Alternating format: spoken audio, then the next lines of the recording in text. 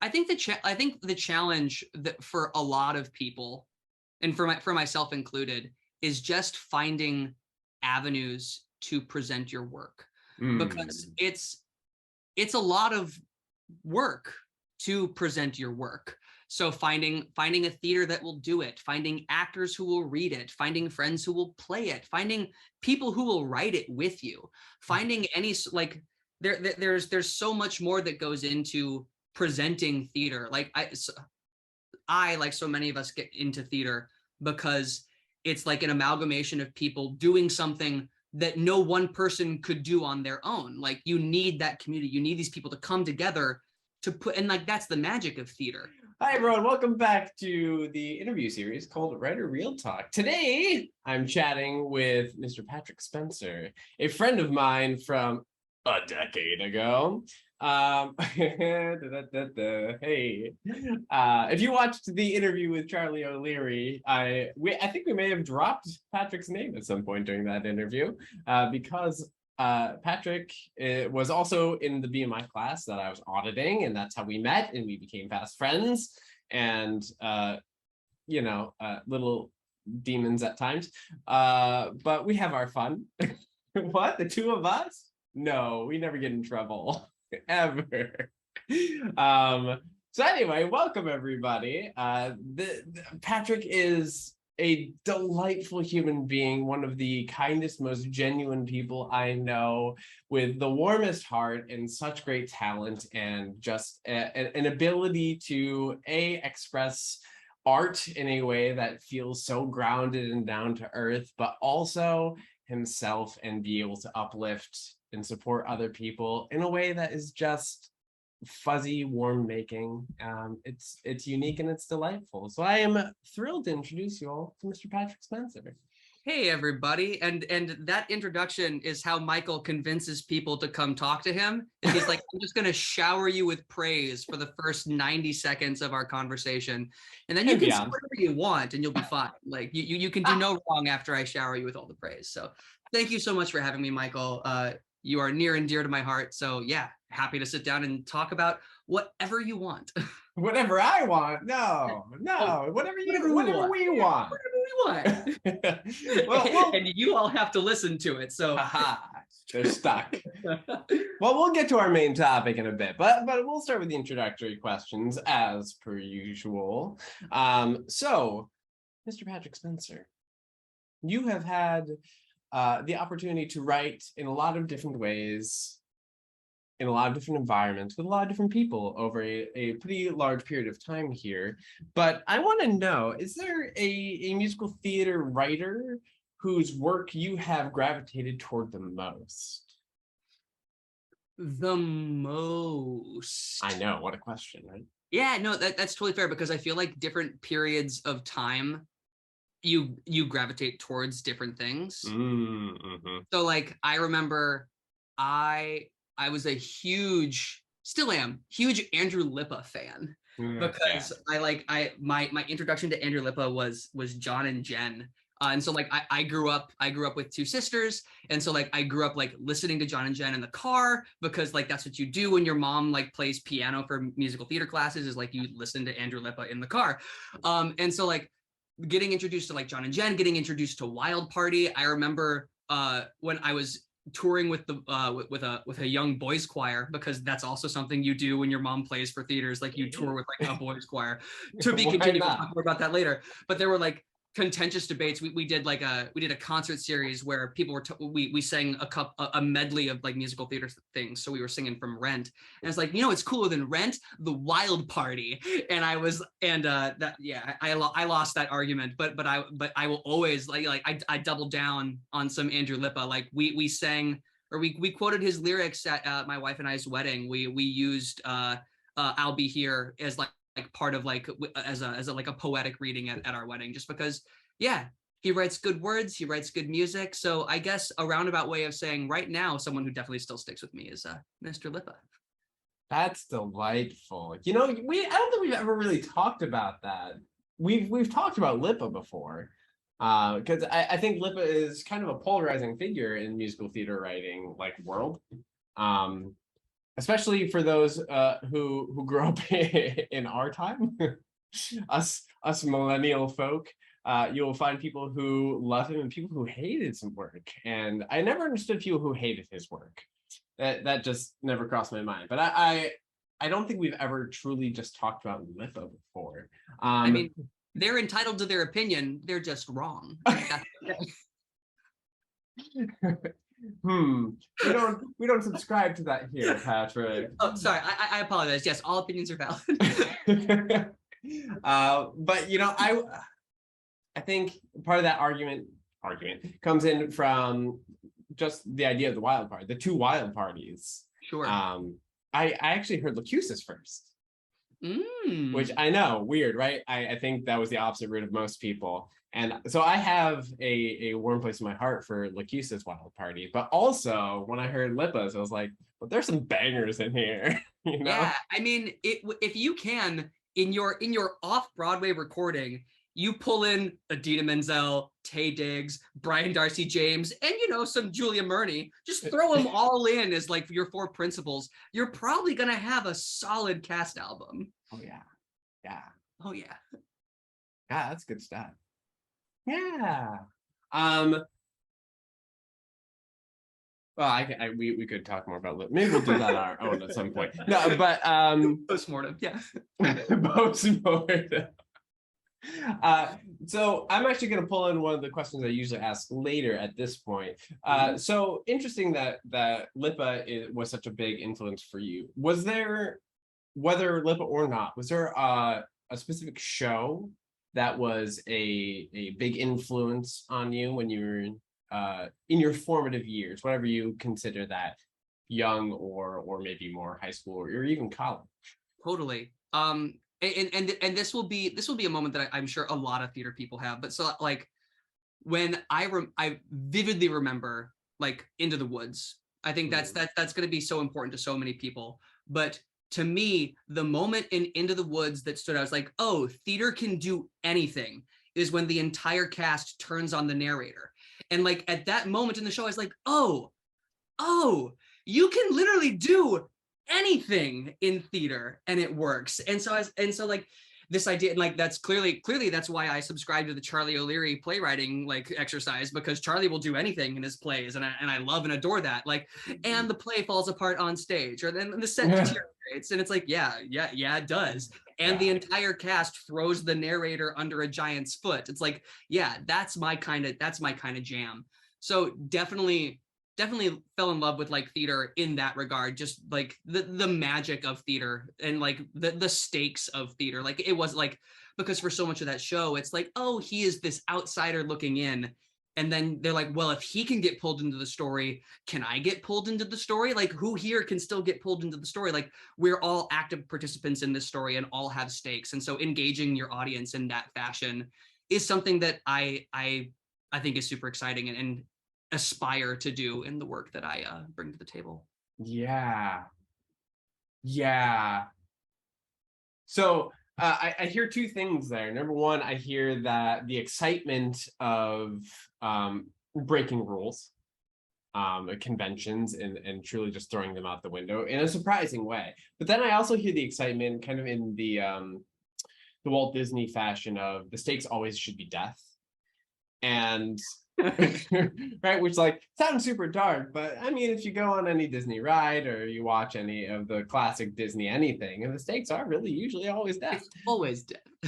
and so out of curiosity, are those the reasons that moment pulled you in, or it's super interesting to think about it that way, because then I also go to, I mean, it's more Sondheim, but you talk about breaking rules and it's largely considered a flop.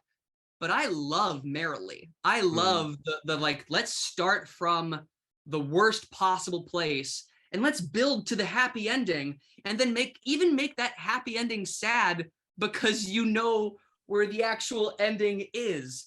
Yeah. And so I like that sort of rule breaking is fascinating. And like the contemporary version of that, when you look at last 5 years, like I just think the way that story, say what you like, love me some Jason Robert Brown. But the way that story figure eights on itself right there in the middle, like next 10 minutes, what that does, and like the transition between forwards and backwards is it's really good writing. It's really good storytelling. It's just really captivating theater, whether you're seeing it on stage or on film. It's just really cool storytelling. So that's also like convention breaking, rule breaking.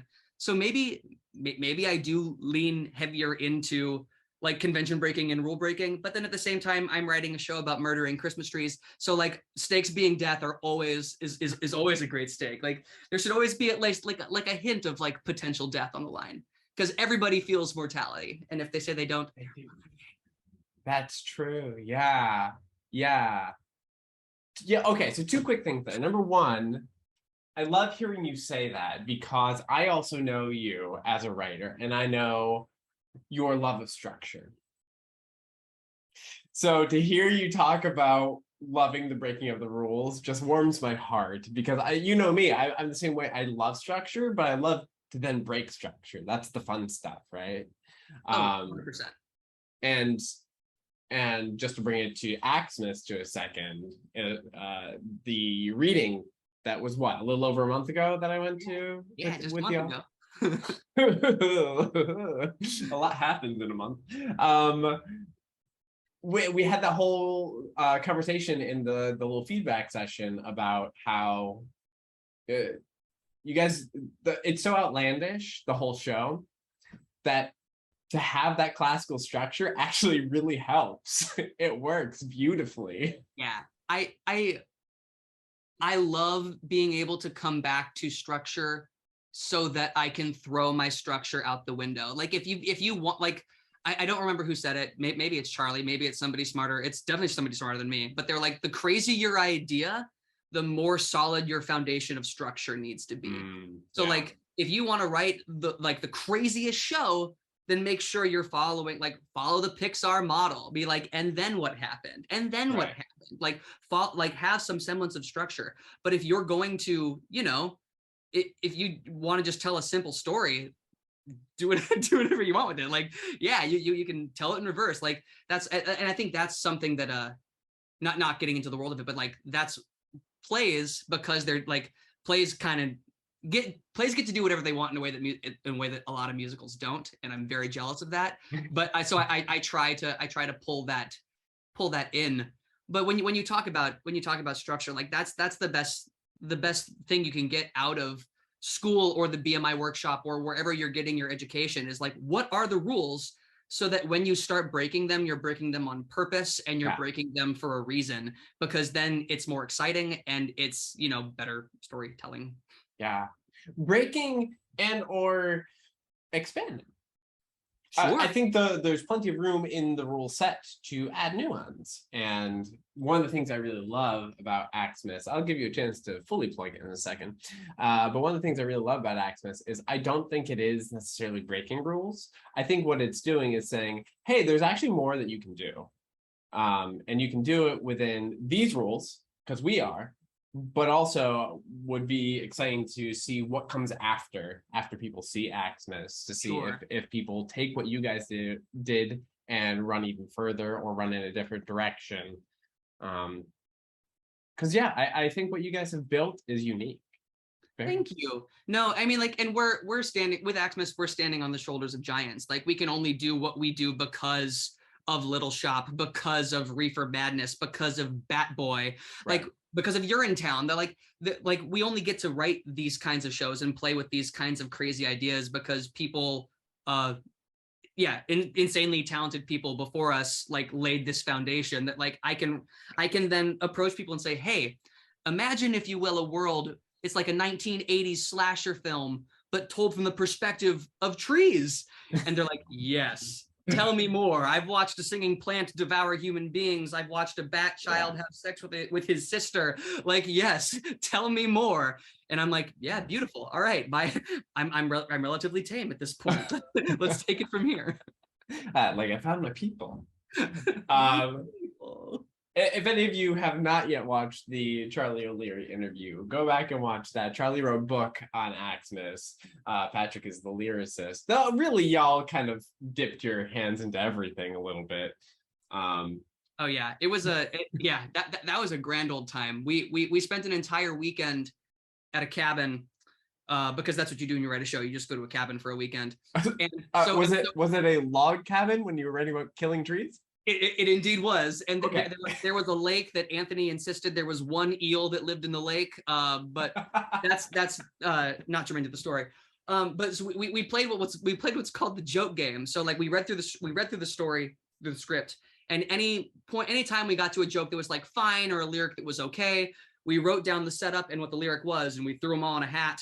And then over drinks that night, we pulled out the punchline, the joke, and read it. And then everybody had to pitch a better idea. And we drew jokes out of a hat, and we read the joke, and we all voted which one was the funniest, and whether it made sense or not, that joke made it into the script for the next day. And then we read the script as a whole from the next day and figured out like what things looked like from that perspective. There were jokes that were very funny at 12 o'clock at night and not funny at 10 o'clock in the morning the next day.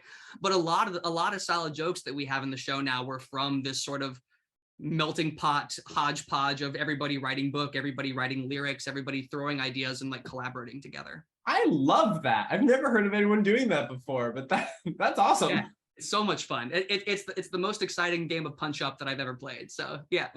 Wow.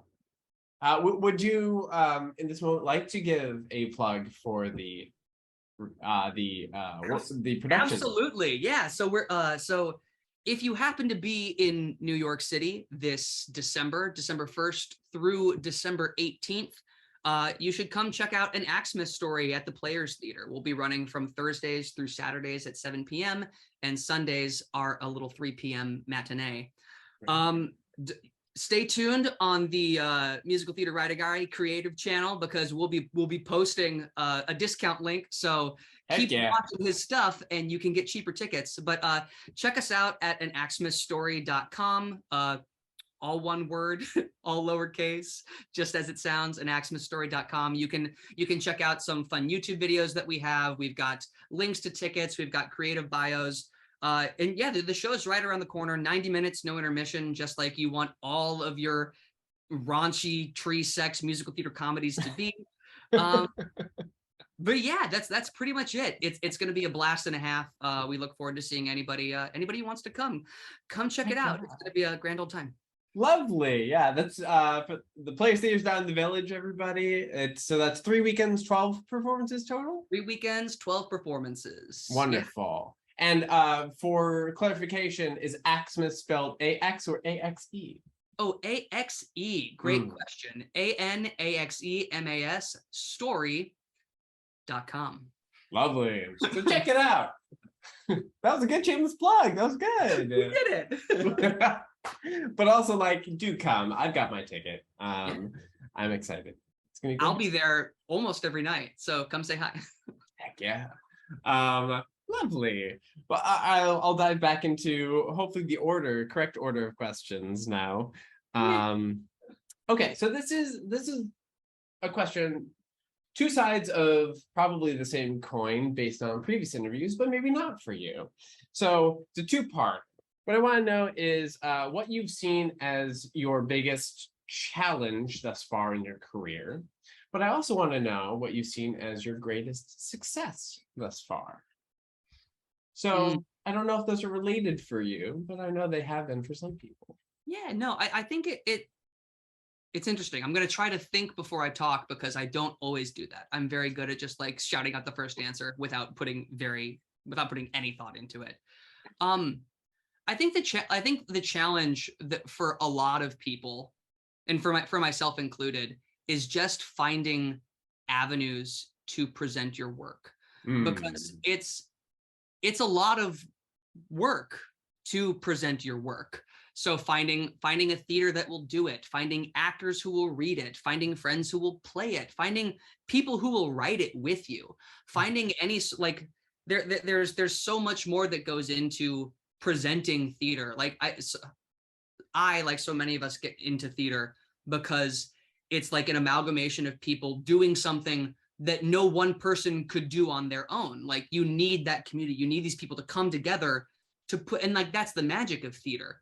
However, when you don't have that community, or when you moved from small town Arizona to big city New York, and you're like, oh, this is like a much higher level community that like you have to figure out ways to get in there and to like and to get your work up on its feet. And so like that's hard. That's not easy. A lot of it is like self-produced theater. A lot of it is just like pounding down doors and trying to get yourself seen. So I mean, like, and with that, like another great struggle comes with just like what's the word I'm looking for? Resiliency. Just being like, how do I get up every day and keep writing this? How do I continue writing this same show for 1 year, 2 years, 3 years, 4 years? Like, how do I find both the energy internally, but how do I find the creative impetus to like, why do I want to keep telling this story? Like, why is it important to keep telling this story? So like that sort of resiliency, I think is tough. And it's, so I think I'll stop there, as like, those are like a couple of the like struggles, challenges that I think a lot of people, but like myself included, face. Is just like, how do you break into this industry? And then how do you keep it up until you break into this industry? Like I have not yet broken in. I'm still doing as much breaking as I can. But so yeah, it's a matter of like finding that resiliency to like, why do you keep doing it? And I think that's honestly, like you said, like these usually go hand in hand. It's like you find that resiliency by things you're the most proud of. Yeah. Like by working on things that like you love. Like I worked on a handful of shows. Like I think Axmas is one of the silliest shows I've ever written, but it's also one of the shows that's like, oh, we deal with a lot of like in a time of in a time of like crazy misinformation. It's like, what fun to like tell a parody musical about the spread of misinformation and like actually like your own critical thinking and like making sure that you are your own biggest ally and like trusting in yourself is the way that you're going to get through things. I was like, that's I mean, plus, you know, tree puns and sex jokes and like, like that's why you keep coming back to it.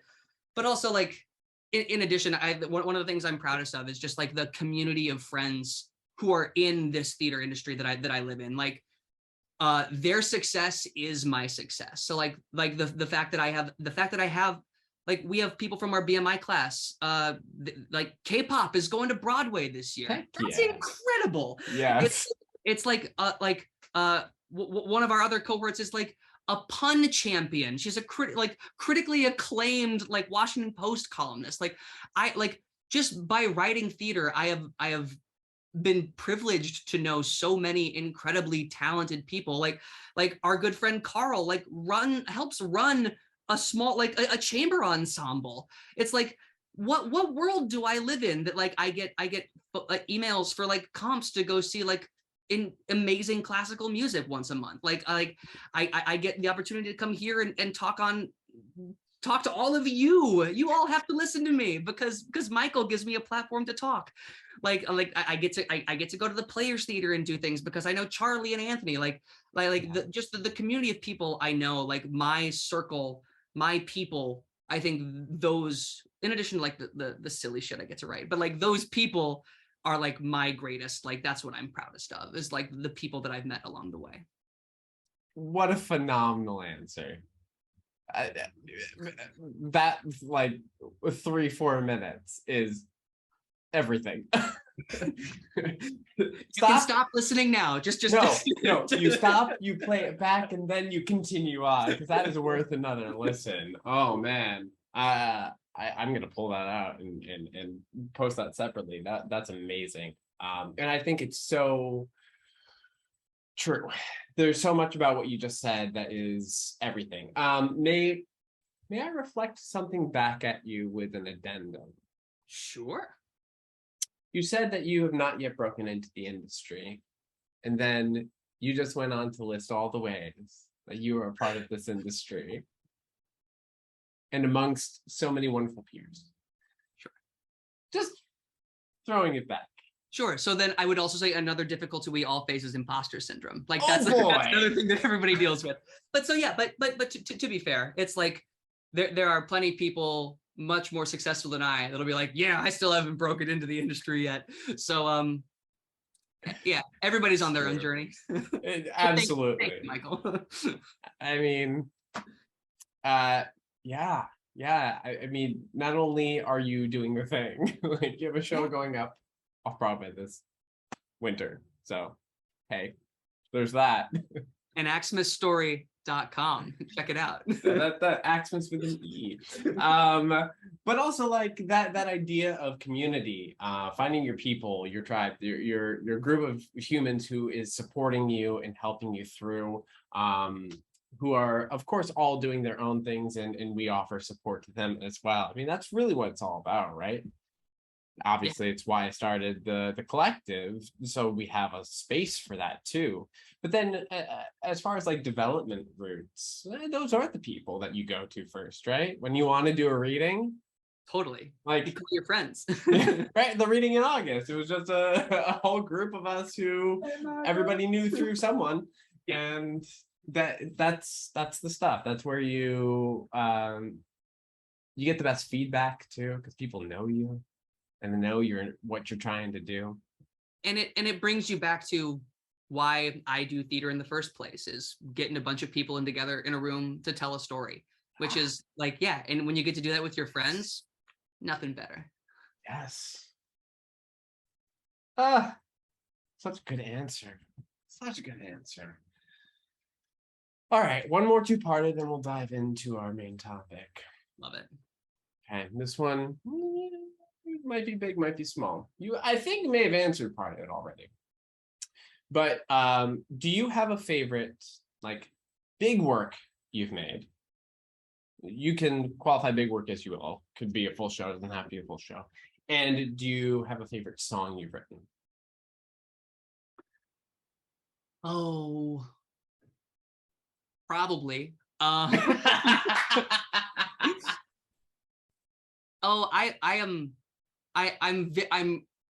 think that I'm proudest of the work that I've done with Axmas right now, just because of the speed in which it came together.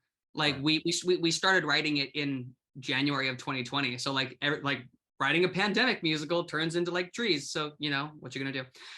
But I think it, like, the idea behind it, the evolution of the idea, and also it's like just the commercial viability. It's just a lot of fun. Yeah. So love that. I've written a lot of good songs with friend of the podcast, Carl Hinsey. Hey, Carl. The first song we ever wrote together, it's not my favorite song that we ever wrote together, but I will always reference it. We wrote a song, like in the BMI workshop, you have to write a song that's like a sad hello or a happy goodbye song. And so we wrote a sad hello song for a webcam girl, a sex worker who was like, business was bad. So we wrote a song called Come One, Come All, which is one of the greatest hooks that we've ever come up with. The song was terrible because we didn't know what we were doing. We were like, hey, it's a hook. Let's use it. Come, it's funny. And then, yeah. And so like it was a great idea for a song. But I've written a lot of really beautiful music with Carl for our show Big Picture. That there's a lot of amazing. He just writes some beautiful music. Like we have a song called Don't Ask for the Moon, which the lyrics are overly poetic, so it's not my favorite work, but he wrote some really gorgeous music that like makes my work sound even better. And so that's one of the pleasures of getting to work with Carl, is like he elevates what I do in a way that just makes it sound awesome. So we have a, so I think my favorite song that I have written is from Big Picture. There's a, for those of you who don't know, which is probably most of you, it's very much like a Devil Wears Prada story, but set in the film industry instead of the fashion industry. So it's this like meteoric rise, think like How to Succeed in Business, where this guy who has no credentials sort of finds his way at the top. But his like superpower is that he loves movies. So like he thinks the good guys always win out in the end. And so over the course of the show, he sort of gets everything that he wants, or he thinks he wants. It turns into like more power, and he ends up at the end like running this studio, and he's miserable. And so we played this song. It's our big 11 o'clock number. It's like the penultimate song, but it's called And the Credits Roll. So it's like, you think it's the end of the show. It's like the end of his story, and he's singing about like, you have everything you wanted. Is it everything you thought it would be? and just like being able to play with theatrical, being able to like pull back, like who doesn't love a callback in musical theater? Like that's, yeah, it's awesome. So like we got to fully pull from like all of the great work we did earlier in the show, and then set some just like really smart ideas around how you reflect on your own story in a theatrical lens, but through a cinematic model. So there's just a lot of really cool things that we played with in that music. So I'm really proud of the work we did for Credits Roll there. Shout out Carl. Heck yeah. Great, great answer. I have not heard that song. That's one that we sort of made its way into the show right before years 2019. We did like a 2-week workshop at the University of Oklahoma with those kids out there who are crazy talented. If you're looking for a school to go to, shout out University of Oklahoma. Those kids rock. But we did it. We did a 2-week workshop of new work out there, and I think that was one of the first moments where that song existed in public performance, and it went over really well. That show, unfortunately, that show was definitely a casualty of the pandemic. We had that with a great reading in spring of 2019, another like great reading here in the city in like December of 2019, and then everybody knows what came in 2020, and then the wheels just sort of started falling off theater in general. So it's still percolating. It's a show that's still near and dear to all our hearts. Shout out Susan Murray, who I have not name dropped yet. She's the book writer for that show. We're gonna get back to it. It's just a matter of time. Yeah. Having heard and watched the development of that show over the several years that y'all were working on it consistently, and having been at one of the first readings too, it's been, I know the place of comfort y'all were at after 2019, and so my heart breaks a little bit for you that the pandemic kind of halted that progress, which it has for a lot of people in a lot of shows. Oh, sure. But here we keep going. There's more things to write, more stories to tell, right? Yeah. It's that resiliency I was saying earlier. Like absolutely. 100%. You just said something else I was gonna ask a question about. No, I don't know, it's gone. What I didn't give you the opportunity to do at the start of this conversation, which is my fault as the interviewer, is for you to give the audience your own take on who you are and what you do, what they might know you for. We've mentioned several of your projects now, but I know there are other projects too. Oh yeah. Cool. So little bit about Patrick. Let's see. I got a degree in acting and musical theater from the University of Arizona, Bear Down Wildcats.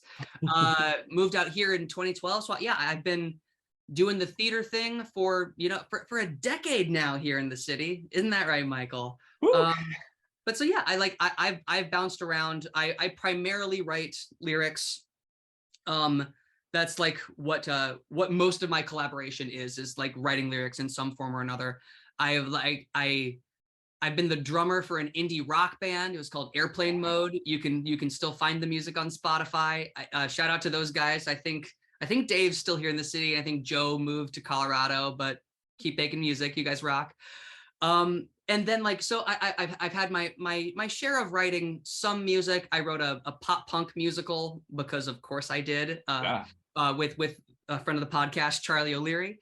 So that was a bunch of fun. Allowed me to work as both like a music and lyrics person. Was able to work with, I work a lot with Carl Hinsey, as I said previously, focusing strictly on words. And then recently with Axmas Story, I've been working with Charlie O'Leary and another friend of the podcast, Anthony DeAngelis, who I don't think you've had a chance to meet yet, but you will. He has a great podcast called Let Me Ask You a Question. And if you think I talk a lot, check out Let Me Ask You a Question, because Anthony is the right kind of character.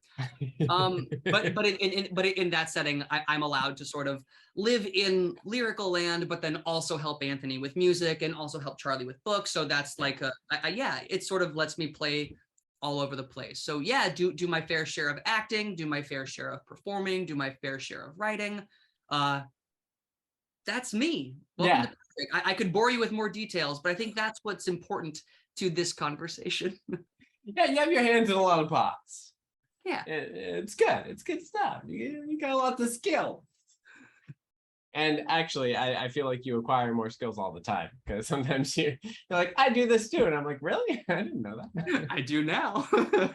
Right? Like we had that conversation when I was learning guitar for once. I was like, there's a guitar in there. Do you play guitar?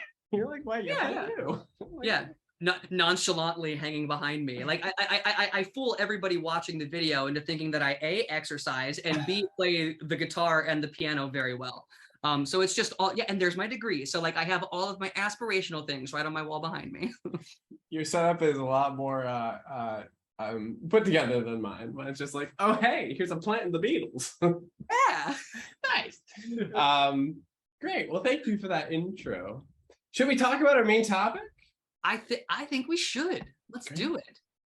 So we decided that what we wanted to talk about today was collaboration, and what that is and what that can look like and how it can change. We kind of touched on it a bit already, because we've already talked about some of the collaborations you've had and how they've been different. But if you were to, let's start here. If you were to provide a piece of advice to a young musical theater writer who knew that they wanted to collaborate, but didn't know what that looked like, where would you start? All right. So it's a great question, because everybody is always like, I have an idea for a show. What next? Right. Step one, idea. Step two, step Question. 3, Broadway. Sorry, that's good. Yeah. Yeah. So I think that, like, as far as collaboration, I think that there's a lot of different ways, but to me, the best thing I could offer you, anybody, is like, if you're looking for a collaborator, find somebody who you already enjoy talking to. Because I think communication is going to be such a huge part of collaboration. Because if you can't sit in a room and have a conversation with this person, you're never going to be able to talk about the character, talk about the story, talk about the song, talk about the journey, talk about your life, talk about how was your weekend. Like the all of these things, like, while it may seem flippant, they're all important to, like, the idea of collaboration, because if you don't know how to communicate, you can't collaborate. Yeah. So finding somebody who, A, you like to talk to, B, you can talk to. So I think that's super important as far as, like, looking to write a show. Yeah, and then I also think something that definitely comes into collaboration, which is a huge asset in collaboration, which is by no means a prerequisite, is shared vocabulary. And you can skip past, you can acquire shared vocabulary if you have good communication with someone. Like, you don't both have to have gone to the BMI workshop to collaborate together. As long as, like, it's like, oh, I can have a conversation with you, I can talk with you, we can figure out, oh, when he says X, I understand it to mean Y. And you can come up with your own shorthand. That being said, if you have to work with somebody that isn't your top communicator, having that kind of shared shorthand, having that shared vocabulary helps bridge some of those communication gaps in a way that, like, when I talk about an AABA chorus, or like, where is the hook landing, or like, what's the bicycle of the song, that sounds like crazy talk to standard people, but, like, some of the people I work with, like, frequently know exactly what I'm talking about at this point in at this point in the conversation. So having that shared vocabulary, I think, is really important. Yeah, agreed. Just a quick little tangent there, because that's great advice thus far. Very good advice. My audience will be familiar with AABA course and hook, but could you explain bicycle of the song? Yeah. So when we talk about, so this is a another shout out to Carl Henze and I. We talk about the bicycle of the song is the idea that drives you through it. So, like, your hook can be your bicycle. Like if your hook helps connect your A section to your B section to your A section to your B section, then that helps serve as the bicycle. Like you can your bicycle can also be another frame of references is like, what is the game of the song? So like if you look at something along the lines of like Cole Porter, You're the Top, it's like, oh, great game. The idea of like the bicycle of this song is self-deprecation praise. And it's like, how does that get us from point A to point B? And that allows you to get through not just one chorus, second chorus, but you get the entire journey from first chorus through to the end of the song. Yeah. So like, that's what I mean by like, what's the bicycle? What's the game of the song? But yeah, interchangeable, but vernacular. Yeah, but this is exactly what we're talking about with the shared vocabulary idea, right? I often talk in my class, my cohort class, about game and thesis. Yeah. But bicycle works great too. That's just not the vocabulary that I generally use. Sure. But I know, like I know you guys. I've known you to talk about the bicycle. Right. So I understand that vocabulary when the two of you are talking. But exactly. And now in a short conversation, now people can know what it means when you say bicycle. And to acquire the shared vocabulary is definitely something that any group of people who can communicate with one another can do, right? Yeah. But it is great to walk in to have that. Yeah, and like you develop that with time. So like the other piece of advice is just start writing, because first drafts don't have to be good; they just have to be written. So like that's one of my favorite quotes. Yeah, I love it because it's true. The amount of garbage I throw out from draft to draft is insane. But you don't figure out how to communicate with somebody. Like if I give over a lyric and someone just goes, "That's good," and then they said it, we didn't establish anything. Yeah. We won't be happy with the song. We didn't talk about, why did you do this? What are you thinking about next? Like we didn't, like, that doesn't even, like, there was no communication about where does the hook land? Do you want the hook to be at the beginning of your chorus? Do you want it to be at the end of your chorus? Like, what sort of weight do we want it to pull? Like, what thematically are we looking to do here? Like, what tonally are we looking to do here? So find people that are interested to dig in with you, and don't be afraid to write something bad, because it can't be good if it's not bad first. Ain't that the truth?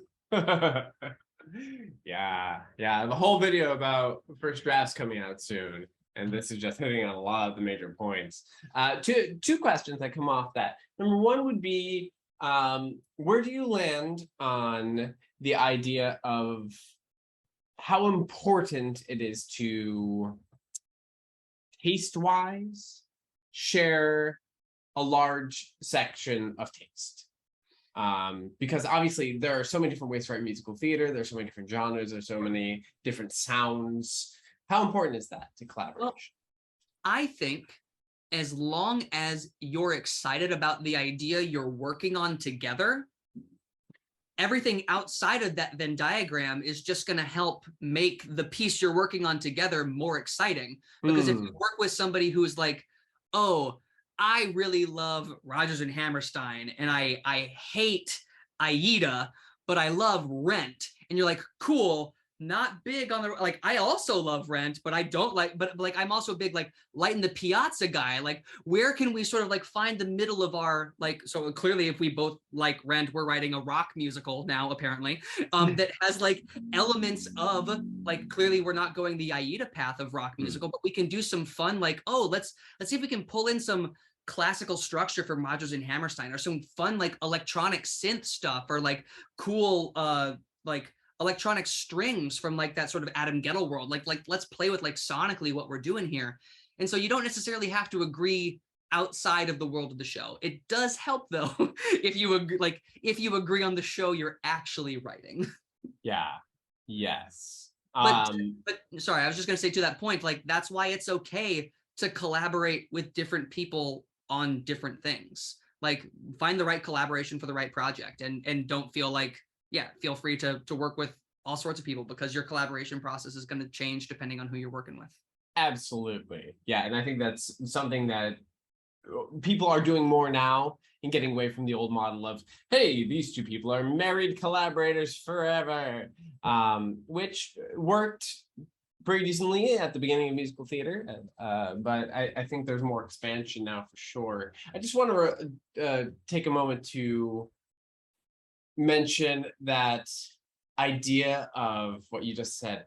Yes, have the space where everything crosses over, but in the differences of taste, that's not a detriment, but instead that enhances. And I think that's just a beautiful way to say that, that what people are bringing to the table, where they may only agree on a certain small amount of things, everything else is a positive.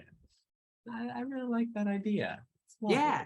Well, thank you. I think it's awesome, because then, as long as, like, I think it's sort of like building blocks of collaboration. Then if you know you disagree, like, because then you've been communicating and you can like talk about it and you know what you agree on, as long as you can talk about why these other elements that you may not have like shared passions for exist in the thing that you're writing together. Yeah, it's just, it like you're going to find a really cool shorthand and you're going to end up with a really cool like finished product. Yeah. Mm-hmm. I love that. I love that. And then, so you just mentioned that collaboration will look different no matter who you're working with and the project you're working on. Absolutely true. So for you, when you begin collaboration on a song, or it could be a larger project, but maybe let's start with a song. Do you come and have a conversation about the overall theme first, or is it the structure first, or is it the goal of the piece first, or is it the sound, is it the hook? How do you like to dive in? The cop-out answer is depends on the song. in? But I think it Good night, folks. Yeah, thank you for coming to my talk. I think in general, though, one of the places that I will always start, regardless of who I'm collaborating with or what the song is or where the song goes, is what the song is accomplishing. Like, what is the goal of the song? Like, is the song just fun? Does it need to pull any weight, or is it just supposed to be fun? Is the song like, is it supposed to be like, oh, this is like, we're going on an emotional journey for this character, or oh, we need to deliver this important piece of plot information, or we just need to tie this section of story to this section of story, put in a song. And so like, I think knowing what the role of the song is definitely going to be, is probably the first thing we talk about, or I would want to talk about when approaching a new song, because then once I know what it's supposed to do, or what we think it's supposed to do, then we sort of know how to approach it. Because then once you know that goal, or have that purpose, you can sort of dive in how you want to approach writing the song. Like, if you want to approach like, oh, cool, this song is just supposed to be fun, let's just like come up with like a fun groove, and then we'll talk a little bit about like, oh, in this moment of fun, what are our characters doing that is fun? And then we talk about the fun that they're having. We talk about the fun that like could exist in that world. And then we're like, cool. So these characters are looking to go, they're going to go on a carriage ride, because why not? Because that's fun. Like, that's fluff, but fun fluff. And so like, cool. Now carriage ride is there. So like, let's talk about it like, oh, what does that inspire sonically? What does that inspire? Like, what kind of chaos can ensue on a carriage ride? So like, now we get to talk about music world. Now we get to talk about journey. Now we get to talk about, are they both happy to be on the carriage ride? So like, I could take this metaphor like further and further, but once you start with like, oh, it's a moment of fun, what's a moment of fun? And then extrapolating from there, that's a really great, I guess, conversation starter when you're tackling a new piece, a new song. Is like, what is it like? What do I think it's supposed to do in this moment? Yeah, absolutely. Because intention behind any moment of writing is really going to be the driving factor, right? An audience will buy anything if they buy the intention. And that makes it sound like I think audiences are suckers, and that's not what I mean. It's that whenever the intention is the foundation, the writing that comes, as long as it is all serving that main intention, that main goal, will work. It will work together, and the audience will go along on that journey with Totally. Yeah, love. Yeah. We all get this question. We all hate this question, but I'm gonna ask it. Do you like to work lyric first, or do you like music first? Again. Yes, but I want to know the cases. But, yeah, so I think, to me, if I am writing, and this is like, this was sort of instilled from like BMI model, but like, if I'm writing a comedy song, and I need to be in control of what the joke is, where the joke lands, I want to be able to write that lyric first. Most other times, I'm pretty amiable to, like, if somebody wants to, like, oh, here's the melody, sure, I'll happily, like, because then it's like a crossword puzzle. It's like, you have the melody, it's like, all right, cool, I know what the theme is, I know what the song is supposed to be, here are the notes I have, how do I make them fit? And so that's always a really fun and exciting challenge. And like, and sometimes as a lyricist, like I find it's like, I consider myself super lucky in my collaboration with Anthony, is he'll just say, here's a groove, go play. And then I'm like, oh, cool. So like, I know what the song feels like, but there is no melody line. So now I have a feel for what the song is, and I write some lyrics with, I oftentimes will write lyrics with some sort of a melody in mind and be like, well, here's my bad version. And then Anthony's like, cool, I'm going to take 50% of your bad version, and then here's my addition to it. And then I'm like, cool, with your addition, I'm going to rewrite a couple of these lyrics to fit this new scansion. And then there's that back and forth.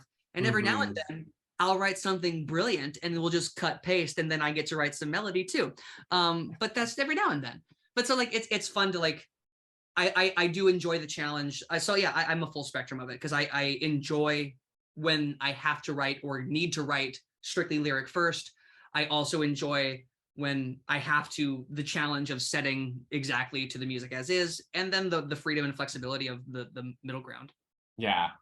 I mean, this is one of the reasons that we can converse for hours about things, because I'm the exact same way. Like, please, I'll do all of it, any of it. Please. Yeah, I think something I hear a lot from writers is, especially lyricists, and I think there is something so much more restricting about the vocabulary of the English language versus the vocabulary of like the ethereal thing that is music. But what I often hear is that it's intimidating to have to write to something that is presented to you. And for me, I delight in that. I think that's a delightful challenge, especially as a lyricist, because it makes me think outside the box. It forces me to ask questions. And I'll let you finish that thought, but I was just gonna add a question to that. Oh, sure. Which is, would you have something to say to people who feel that way, that might help them when they are writing in a way that feels a little less comfortable for them? Yeah. So, and this is something that I'm currently working on, is because my first instinct when I get a new melody line, it's like, oh, each note needs a syllable of a word to land on it. And it doesn't have to be that way. You can elongate syllables. Like, just because there's two notes doesn't mean you need two syllables. Like, you can stretch an ah vowel, you can stretch an e, like you can stretch whatever vowels you want. You can have, like, as long as it's character driven, play with the words, make up a word, create it like, and I'm saying this from like, yeah, you should do this. So this is something that I need to be better about, is just giving myself permission to play in the environment. And I am actively working on it. Like, when there's like, oh, here are the vowels, here, like, here's the structures, like, oh, do I need this feminine ending to be an ing ending? Do I need an ine ending? Do I need to like hit the rhyme at the end there? Or do I elongate my vowel? Do I do an ooh or an Like, do I do something fun, character driven, that is not expected there, to sort of break out of the conventional, oh, I like, this is where the feminine ending goes. It's like, sure, there's a time and a place for that, but play around with it. Give yourself permission to be wrong and to like, yeah, let's try it and see what happens. So that is that's what I would say is don't feel like you have to be married to the music. This also comes back to the conversation I had about communication. Like, feel free to set your music just a little bit off from like, oh, can I get a pickup? Can I hold this note a little bit longer? Because 9 times out of 10, if you say, hey, listen, is this okay to your composer? They'll say, yeah, sure, that's fine. Unless it's like a melodic thing, they're like, no, we can't do that. In which case you ask, like, sure, I'll try something else.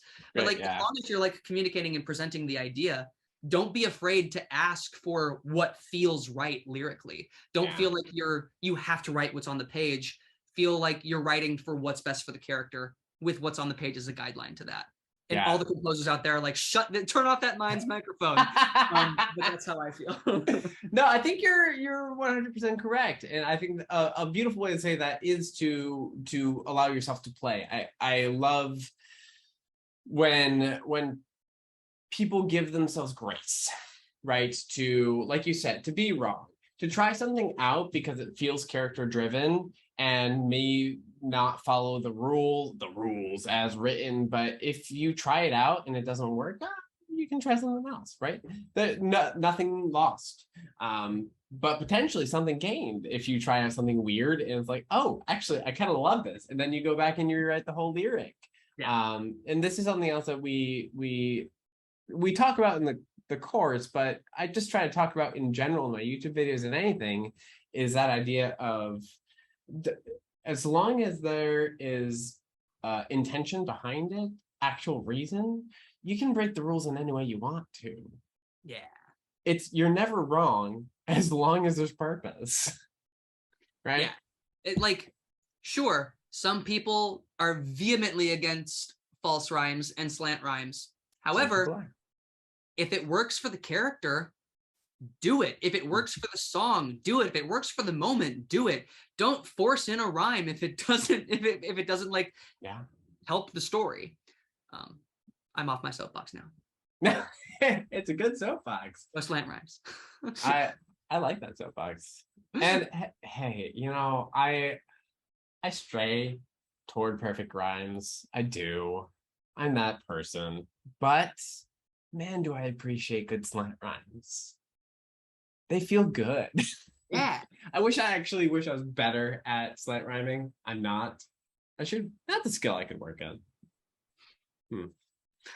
Dear diary, let's work on slant rhymes. But legit.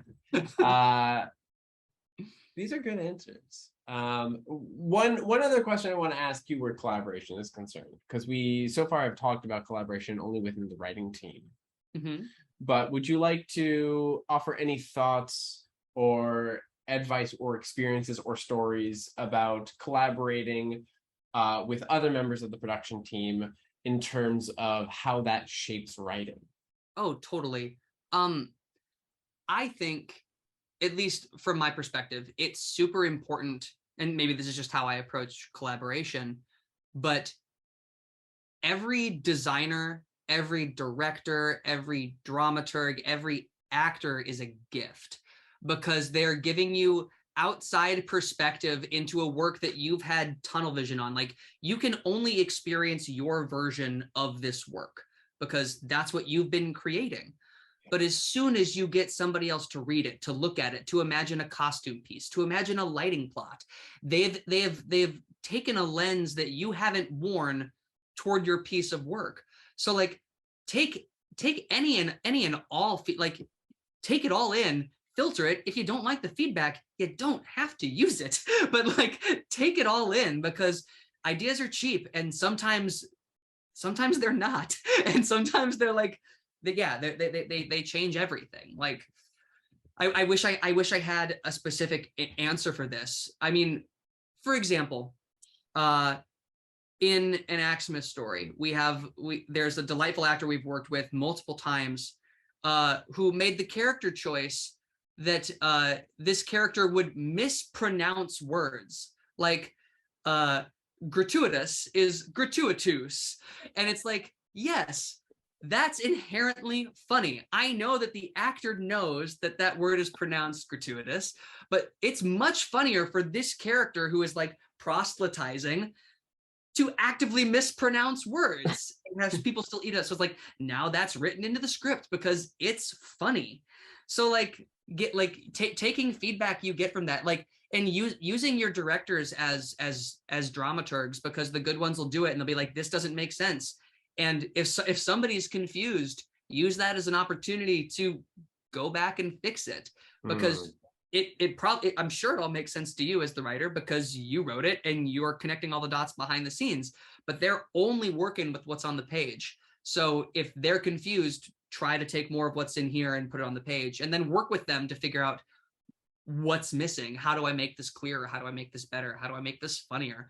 But yeah, I am all for all aspects of the collaboration is, that's why we agreed to talk on it, because I love collaboration. I heart collaboration because it makes everything better. Enough Man, Patrick Spencer, the pull quotes today. The pull quotes. Man, I don't need to be here. I should have just given you the camera and the time to go. Hello, Musical Theater Writer Guy team. My name is Patrick Spencer. I'll be hosting your talk today. Perfect. Oh man, yeah, what a phenomenal answer. It's true. Collaboration uplifts everything. And yeah, we do kind of get tunnel vision as writers. There's only so much you can see. No matter how many times you've stepped back throughout the development process of a piece, there are always things that you will have missed or not known or not even had the thought to extrapolate upon because you're so within your own story. That and you're right, it's a gift. It's an absolute gift to have collaborators come in and say, here's what I'm getting. And run. I do want to, as I continue to pour love onto gasoline onto the love fire that is collaboration, I do want to throw in the caveat that there is bad collaboration, and you need to make sure that, like, if you are collaborating with somebody who, like, you're not writing the same show and you don't like see eye to eye with, like, there is such a thing as bad collaboration, and give yourself permission to walk away from those bad collaborations. It's like relationships. Don't stay stuck in a bad relationship. If it's not what's good for you, it's not what's good for the show, go find something else, go work with someone else. I've worked with a director in the past who started to, like, he put his name on my script and, like, started taking credit for work. And I was just like, cool, I'm going to get through this reading. But I was like, this is a bad collaboration. Like, we can't work together. So it's like just finding out give yourself permission to walk away from what feels like a bad collaboration, because that's also important. 100%. I do love collaboration. Just wanted to throw that out there. Like, don't stay together for the kids. Don't stay together for the show. Like, do what's right for your own, for yourself and for the show. Yeah, absolutely. And being able to advocate for yourself is very important, because at the end of the day, as a writer, you own what you've written. It is yours. You can take it and go anytime you want or need to. And I think this is a large part of why in the standard collaboration agreement template that the Dramatists Guild has for all of us, there is an out clause. And obviously everything gets specified per collaboration, blah, blah, blah. But it's there in the template to have an out, because sometimes things don't work out, and that is okay. Yeah. And as they do say, always do your collaboration agreements during the honeymoon phase. When you're all excited to be writing a show, everybody sign that paper that says, listen, this is how we get out if, like, things go south, because you always want to have the backup plan when things are good so that you don't have to figure it out when things go south. Yes, absolutely. Pro tip. All right. Shall we move into our finisher questions? Yeah, let's ease out. All right. Mr. Patrick Spencer, please tell me, because I know your life. I know you do plenty of things outside of musical theater. What is your favorite non-musical theater activity? I mean, I love games, but I'm going to say specifically, I love yard games. Yard games are my favorite. So, like, I'll whether it's bocce ball or croquet or ladder golf or cornhole. Like, just sign me up for anything that I can do outside with a beer in my hand.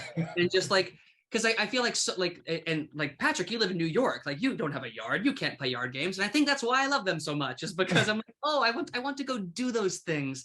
I just, because I like to be a little competitive, but I think yard games is the right amount of competition, where it's like, the stakes are there, but you're also just there to drink and have a good time. So yeah, yard games for the win. That's a good one. For my wedding, my wife and I decorated our own cornhole set. So we have our own like personally painted and engraved cornhole set that we still play with. Like, we dust it out of the closet every now and then and play some cornhole. Man, we should play some cornhole. I would love that before it gets cold, before it's too cold for cornhole. Is it ever too cold for cornhole? Well, maybe not.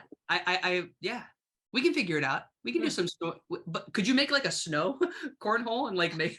Yeah, we'll figure something out. Yeah. Oh, this is fun. Yeah, we should play yard games. I love yard games. That's a good answer. Okay. Next one. Do you have a story or a show that you really want to tell that you haven't dug into yet? Yeah, so I'm not going to pull them down because there's a bunch of them. So when I mentioned this a little bit earlier. So when I was younger, from 5th grade until 8th grade, I was in the Tucson, Arizona Boys Chorus. So I was in like a professional touring boys choir.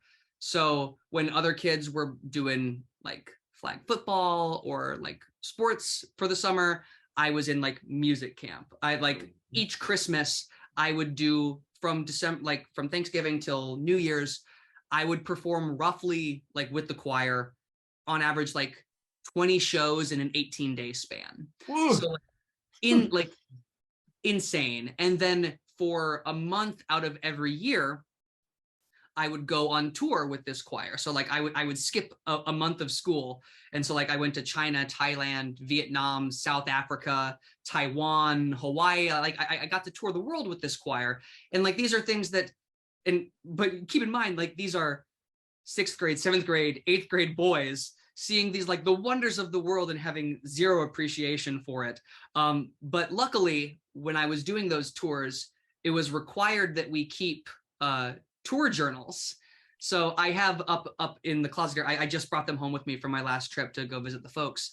So I have like 4 huge binders filled with like the teenage musings of one Patrick Spencer on his time in tour with the boys choir. So I don't know what sort of show comes out of there, but some sort of show will come out of this boys choir experience. I just haven't had the time to sit down and write it yet, or even really know what it is yet, but something will come from that. That's delightful. Oh man, what a gold mine those journals must be. Oh, there's one entry from 5th grade Patrick, no context, just says like, I think it's like April 3rd, I saw Godzilla out the tour bus window. Only entry for the day. And I'm like, wait. Did I see like a Godzilla poster? Did I see like somebody dressed up as Godzilla? Did 5th grade Patrick think that he actually saw Godzilla? Like there were like so many questions for 5th grade Patrick. But I don't know the answer to that question because I was not clear in that journal entry. So that's why it's going to be fun to sort of dive into that. And yeah, whether it's a memory play, whether it's like a super serious a super serious like television show or like 30-minute comedy, or like I don't know what it's gonna be, but it's gonna be fun. It's gonna be fun. I can't wait. This is gonna be amazing. All right, one more. Ready? Yeah. What is something that you love or are proud of that you don't get to talk about often?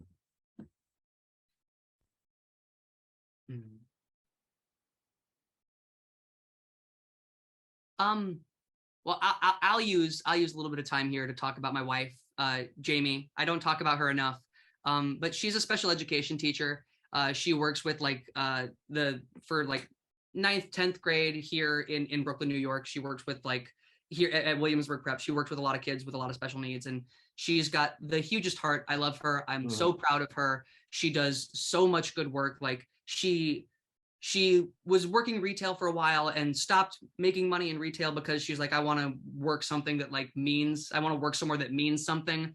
And so like just being able to have that sort of presence in my life, like love her, so proud of her. She's amazing. She's an incredible artist. Yes. Let me see if I can pull something up. This is a print she made of the two of us at Harry Potter World, where she superimposed like goat heads on top of us. She's incredible. I love her dearly. It lives here on my desk because she's awesome.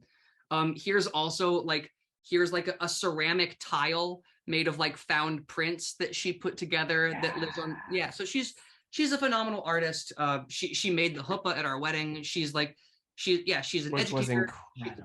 She's an educator. She's a dog mom. She's an artist. She's everything. I'll gush about her because she deserves all the praise in the world.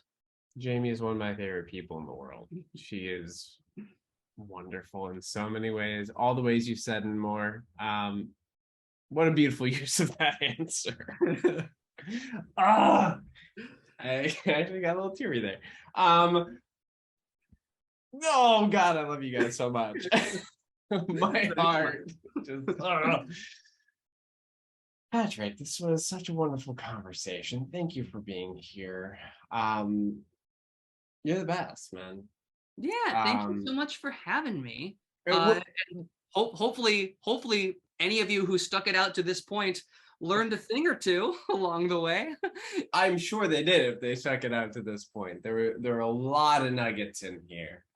You were very generous with your wisdom this evening, so thank you. Would you like to tell the people where they can find you, follow you, in addition to anaxmithstory.com? That's with an E. With an E. But yeah, definitely check us out at anaxmithstory.com with an E. You can also check out some previous work from shows I've written. If you go to SoundCloud, you can search for Star Motel. You can listen to about like 5 or 6 demos we have up there. I don't post as often as I should, but I have a great handle.